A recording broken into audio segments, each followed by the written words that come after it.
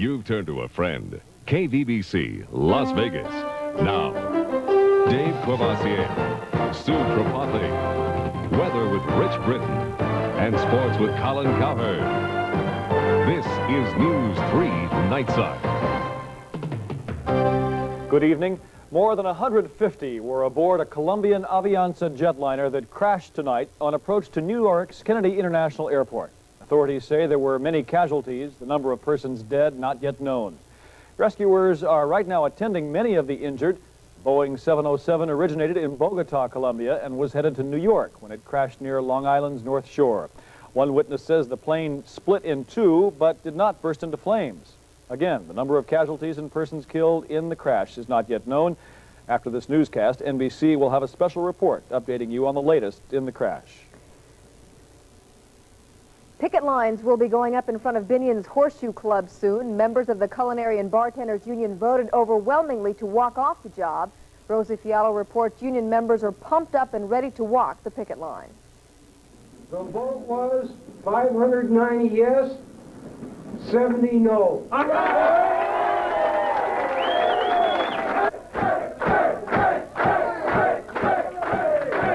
It was a tough call to make, but many members of the Culinary and Bartenders Union said they had no choice but to strike Binion's. I've been there 9 years, and I think we deserve it. If we don't get a contract, I think we should get out. It's hard to walk off the job. I know he's a powerful man. We got to do what's right for ourselves. We even came down here tonight that we were going to strike. Others disagreed with the strike vote. Why don't you want to strike? We want to work. We want to work everybody. We're all mothers, single mothers. We'd like to keep our job. We work hard to keep our job. We work. We don't need a raise. We're happy with our pay. No new talks are scheduled between both sides, and union leaders say they don't expect a bargaining session anytime soon. We're so far apart, there's not really one issue that's a sticking point. His health and welfare plan, which is a junk program, is one of the biggest issues. But there are so many issues. It's got to the point where he's just out to destroy the union more than anything. It's quiet right now in front of the Horseshoe, but picket lines could go up at any time. Union leaders aren't saying when, but a strategy session is planned for tomorrow. Rosie Fiallo, News 3 Nightside. The Culinary and Bartenders Union is also planning a rally in front of the Horseshoe Saturday night. It's been a heck of a week for the unions. Musicians go back to work and the culinary goes off. 7.5 months of uncertainty behind them now. Union musicians went back to work tonight, at least at the Las Vegas Hilton. Wayne Newton was performing to a sold-out crowd in the showroom, and many of the people playing in the band tonight were walking the pickets in recent months. The Las Vegas Hilton is the only one of the Big Five resorts to have a show needing live musicians tonight. Before the show, one of the musicians told us there's no hard feelings.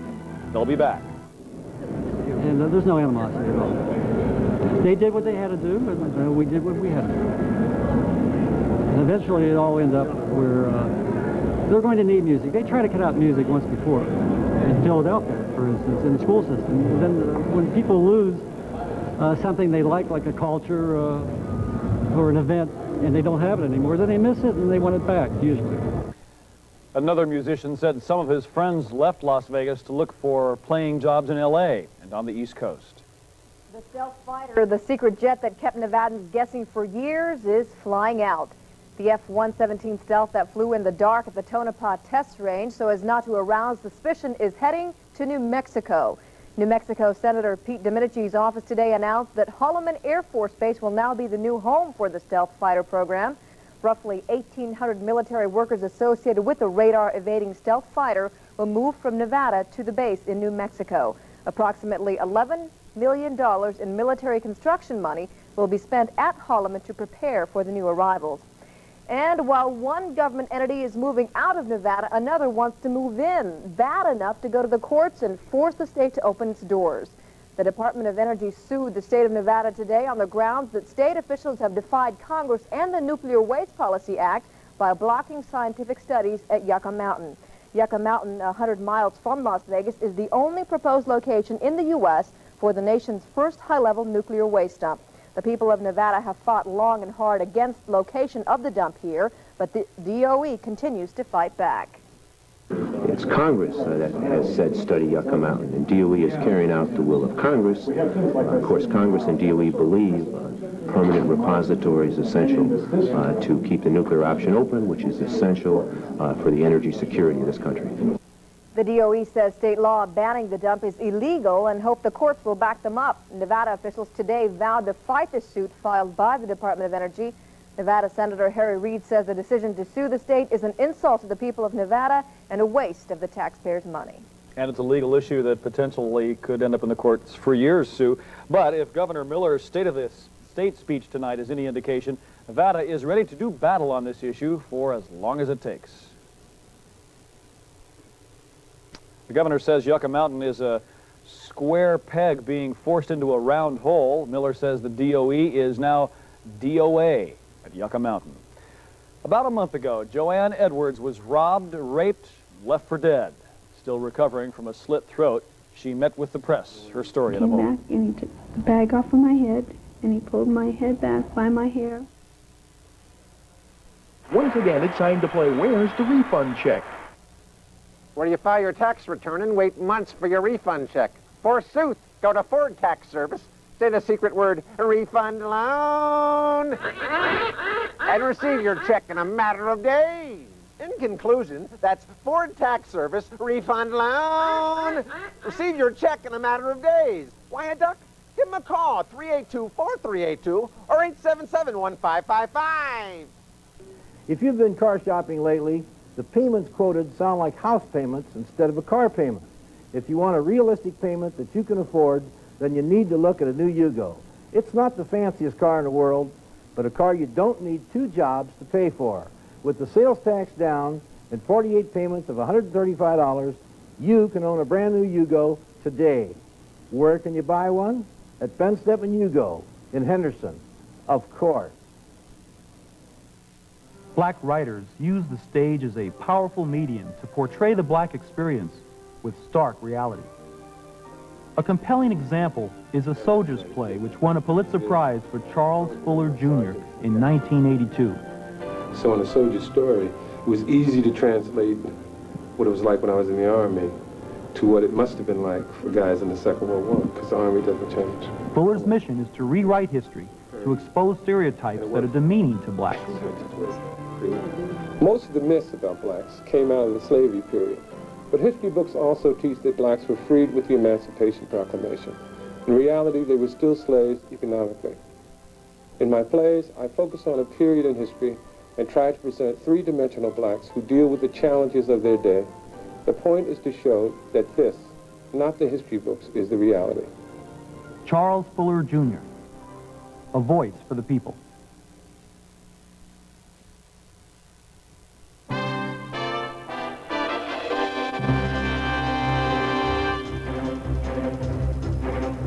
A North Las Vegas woman who was brutally attacked last month relived the terror in court today.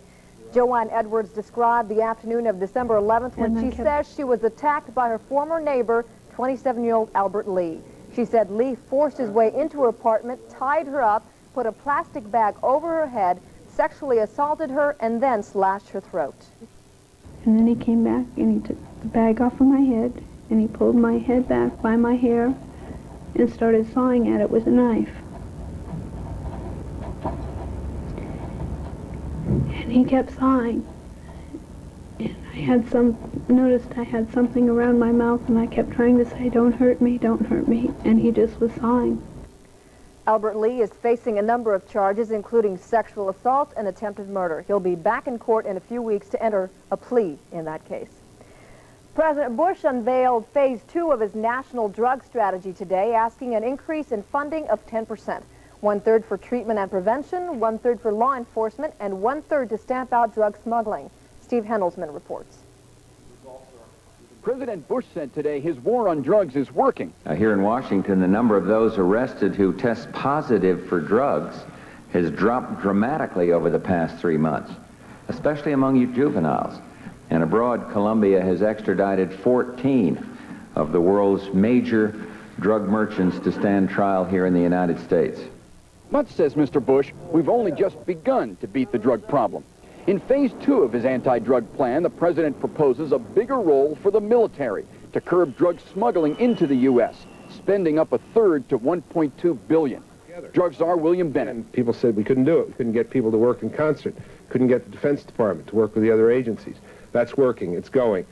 For drug killers and for the drug kingpins, the president again demands the death penalty. And to assist local law enforcement, New York, Miami, Los Angeles, Houston, and the Mexican border would be named high-intensity drug trafficking areas and given $50 million in new aid. In all, the Bush plan would raise the drug war budget to over $10 billion, up 10% over last year and up nearly 70% since Bush took office. But I want to emphasize our determination to win this fight without adding to the budget deficit. And yes, I repeat, without raising taxes. Democrats are expected to back the president's plans and perhaps add more money in the spring. Meanwhile, Nevada Senator Harry Reid blasted drug czar William Bennett today, saying the nation needs a policeman, not a politician, in the federal post. Reid's angry that Bennett didn't answer 2 letters of his concerning Exxon's sale of chemicals to Colombian drug cartels. The White House is victorious tonight. The Senate handed President Bush a victory for the executive branch today by voting not to override his veto of a bill to protect Chinese students in the U.S. from possible persecution in China.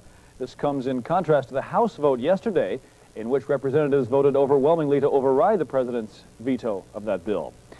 A Metro Police Special Operations Unit is targeting fake ID users who frequent Las Vegas bars, so if you're using such an ID, Metro has a warning for you. Dan MONSON reports on a problem police hope they can do something about. You're looking at more than 400 fake IDs. They were confiscated at just one Las Vegas bar over a 90-day period. I think that there's a big problem with it. I mean, half of the people that are in the bars now are underage. Police say it's such a pervasive problem, catching kids with fake IDs is a priority. We're trying to form a deterrent here, is what we're trying to do, because everybody's realized by now that, you know, as long as mankind is on the face of the earth, crime is going to take place. So what we hope to do is have an impact through civil and legal actions. Metro officers will be targeting local bars. If they see someone who looks underage drinking, they'll check if they have legitimate ID. If they don't, they plan to do more than just confiscate the fake ID. Punishable by 6 months in jail and or up to a $1,000 fine. Now, there are many ways that you can alter an ID. For example, you can peel off the lamination, then take a stencil kit and put in new information, then relaminate the ID. You end up with something that looks like this. But no matter how someone gets a fake ID, the state is considering ways to provide harsher penalties. The DMV and Metro have a committee studying ways to cut down on fake IDs and to impose sanctions on both the user of the fake ID and the adult whose information is used to make the ID. This is an effective warning. We're saying, okay, you know, we're out there, we're watching the places, and if you're underage, there's a good chance that you'll get stopped. Officers will continue their crackdown indefinitely. Dan Munson, News 3. Police say they'll be able to devote more time to solving and preventing crimes if they can eliminate some of the calls caused by underage drinkers. In Nevada gaming news tonight, the Gaming Commission today extended the life of the trouble-plagued Landmark Hotel and Casino for at least another month, while authorities try to work out a solution to the Landmark's money and license problems. Also, the owner of the Ramada Hotel San Remo, Japanese businessman Sukiyaki Izumi, was given a state license to open his casino today. But the commission warned him he could lose the permit if he gets into trouble in Japan involving a stock deal. And finally, a license was approved for a 300-room resort and casino, which is located near the California-Nevada border on I-15 in Clark County. The hotel is named Prima Donna. Pretty tame on the night beat tonight, save a couple of things that just happened within the last hour. There was a drive-by shooting on the 2500 block of North Pecos. No one hit, and the suspects couldn't be found either. Metro also reports a number of strong-arm robberies to citizens on the street, one in the area of Cheyenne and the Boulevard to a person making a night drop at an FIB branch. In Henderson, a man arrested for assault on his wife in a family squabble, and about 3 DUI arrests around the valley. It's been very quiet, though, in the fire dispatch office. That's Night Beat. When the legislative districts are reshuffled in the year 1991, Clark County will be the big winner and Washoe the big loser. That's according to population estimates by the State Department of Taxation. The Legislative Subcommittee on Reapportionment met today in Carson City.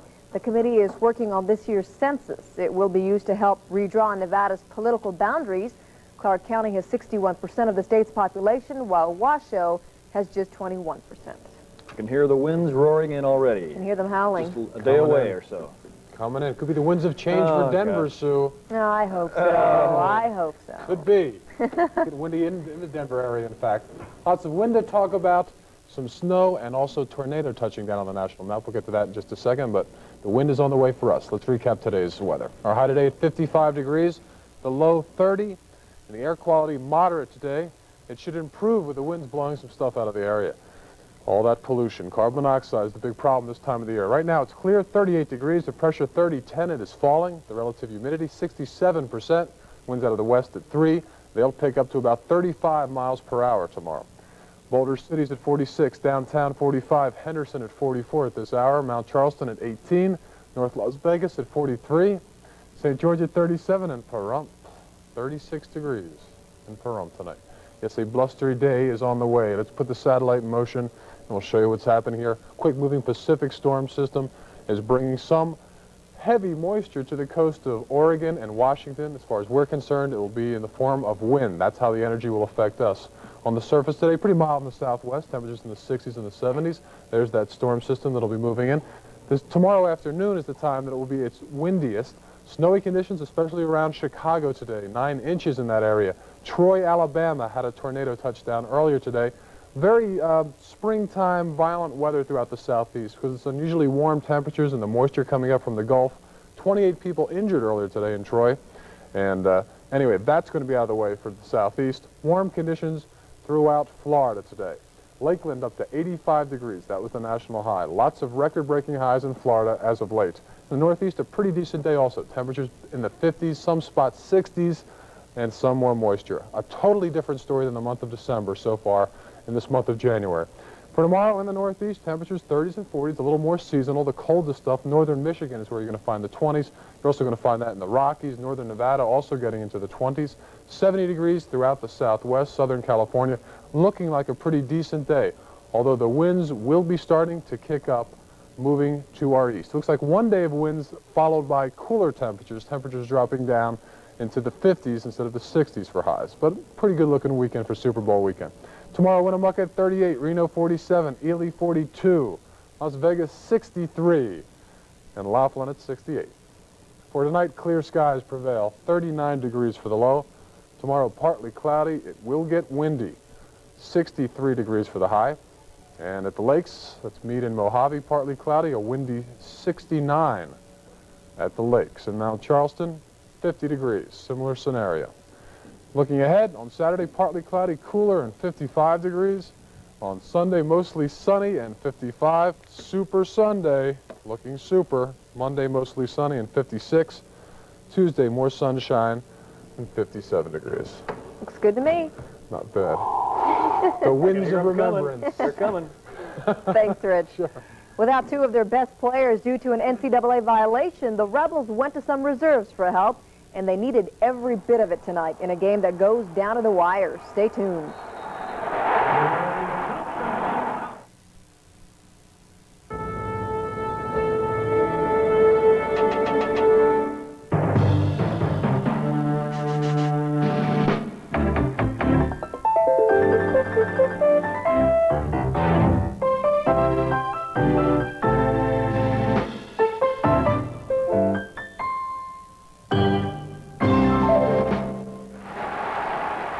Jerry's Nugget, expressly orchestrated for the discriminating taste. Dummy, you're pathetic, you little brat. Child abuse is also known by some other words. Jerk, you moron. You're so clumsy. Words like these can hit as hard as a fist. You were never born. I hate you. What you say to your children can determine how they feel about themselves. You slob. You're worthless. And how they feel about you. Get the picture. Stop using words that hurt. Start using words that help. For helpful information, contact us.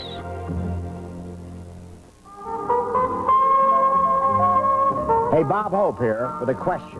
When was the last time you had your eyes checked by a medical eye doctor? You know, blindness can come without warning, no symptoms at all. And the best way to find out if your eyes are really okay is to have an examination by a medical eye doctor. Your eyesight is really too precious to fool around with, so don't put it off. Remember, there aren't any artificial eyes which can see.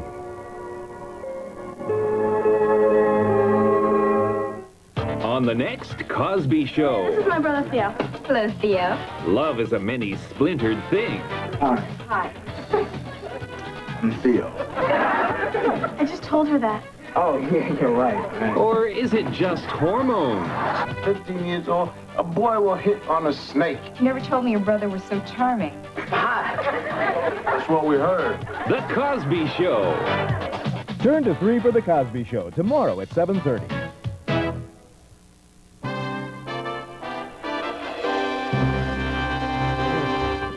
Okay. Down to the wire tonight. What is the use? NCAA is just nickel and diming us to death with Yeah, I don't think any other schools had to put up with this kind of stuff. Nobody at least I've ever heard of. Running Rebels were hit with another roadblock tonight. This time it's not grades, it's a phone bill, AT&T kind of stuff. Evidently, Senator David Butler, guard Greg Anthony, owed money on a phone bill from a road trip last year. They paid it finally today, but the NCAA said they had to sit out just one game because of it.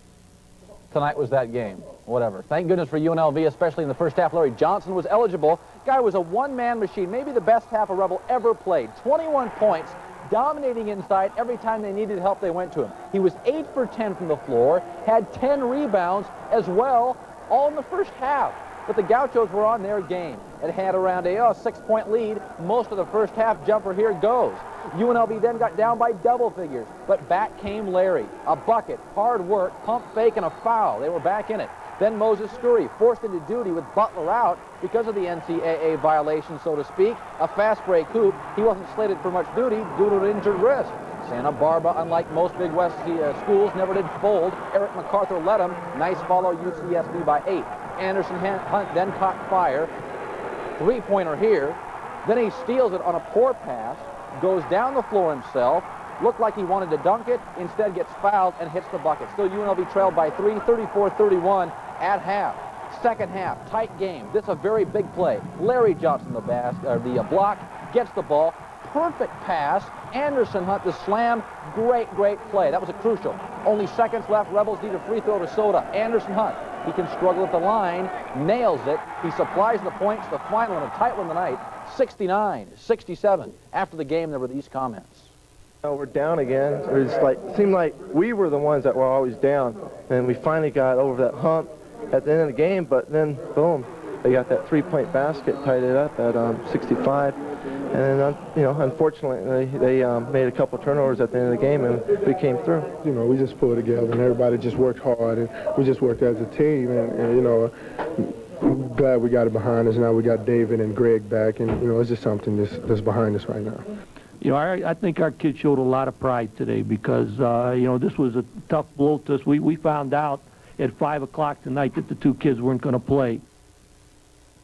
All right, meantime, the Lady Rebels don't have to worry about the NCAA, at least not for now, but they certainly had plenty to worry about when they hosted Fresno State tonight. It was the prelim before the Running Rebels game. Fresno State played well. UNLV played very poorly, thus had to go inside more in the second half. Linda Staley, nice baseline move. She finished with 11 points. Muscling down low, then it's Merlin Lang. 15 points for Merlin on the night, and after playing one of their worst games of the season, the Lady Rebels eke out a hard-earned win in the final. Pauline Jordan led UNLV with 16. UNLV shot only 38% from the field. They still win by 9, 69-60. Also, NBA scores tonight to pass along. Orlando and the Bullets will pick up wins. Washington by only 1. Phoenix and Houston also winners tonight in the NBA. And Utah as well. Now, the NBA All-Stars starters were announced today. 3 Lakers are on the West squad. Magic, Worthy, and AC Green. On the East squad, Michael Jordan, the leading vote-getter for the 4th straight season. He'll be joined by Bird, Barkley, Ewing, and Isaiah Thomas. Well, the talk around New Orleans this afternoon was that of a Washington, D.C. TV station last night that claimed that the NFL's drug testing policy discriminated against black players and gave certain high-profile white players a break, even when they tested positive for drugs. Of course, everyone involved in the NFL denied the story. Meantime, Joe Montana, 49ers quarterback, said he felt some tenderness in his elbow today, listed as probable for the Super Bowl. You get that sinking feeling he'll be there when the whistle blows. Finally, sick of the seniors boxing tour, seen enough at Georgie Porgy Foreman, no more Geritol brawls. Well, the Las Vegas Hilton on February 4th may cure that for you. The colorful Jorge Paez, featherweight world champ, fights Tony Dorsey, make it Troy Dorsey, on that night. He's the guy juggling the fruit. Way to go, Jorge. The Hilton says, this guy's great. Jorge Paez is possibly the most exciting fighter in the world today. That's a pretty broad statement, but anyone who's seen Mr. Paez in the ring will substantiate that not only is he a great fighter, but he provides a great deal of entertainment as well. as did the basketball game tonight. UNLV now off tomorrow close. morning. Now remember, Anthony and Butler will play against LSU. There was some concern they wouldn't be eligible, but apparently it's only a one-game sit-out. They're off to LSU tomorrow at 11. I guess we're lucky it was UCLA. Very lucky, yeah. Thank you, Colin. All right, Colin.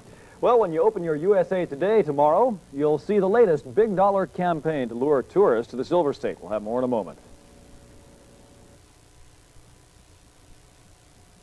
We asked our associates what they liked best about the Opera House, and they said, "That's easy. It's our giant 15-ounce strap for only 50 cents. Our complete steak dinner with all the trimmings for just $2.99. You can spin for 7 days and match your check up to $500. Come to the Opera House Casino, where our associates really get into their work.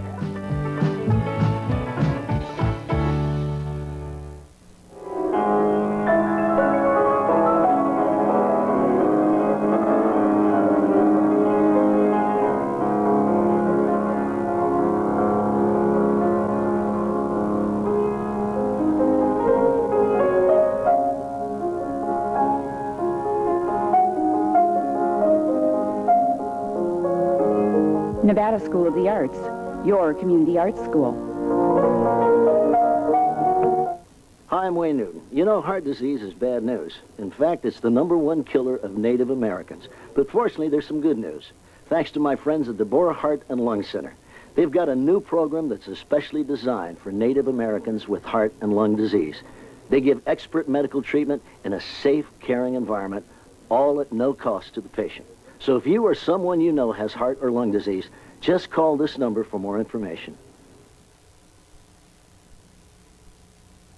I like this nature fair. Yeah, now we know how pollution gets into the air. And polluted air can hurt us and animals like birds, rabbits, and fish. Dirty air gets into their water, too. That's right.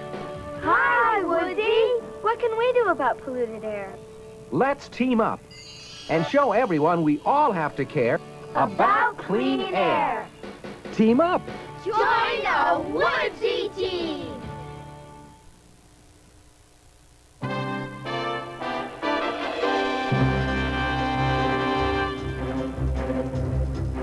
Well, they're being delivered right now. Tomorrow morning, you'll wake up to one of the biggest efforts ever to draw people to Las Vegas.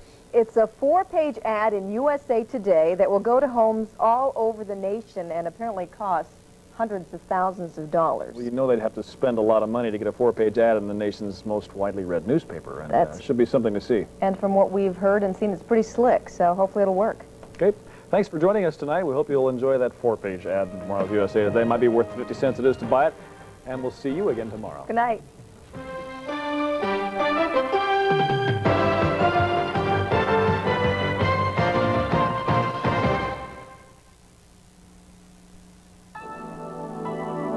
The growth of Las Vegas and Reno, Nevada. The beauty of Albuquerque and Santa Fe, New Mexico.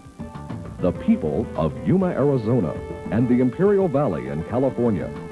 The people, the beauty, the growth. Just a few of the reasons why we call these places home.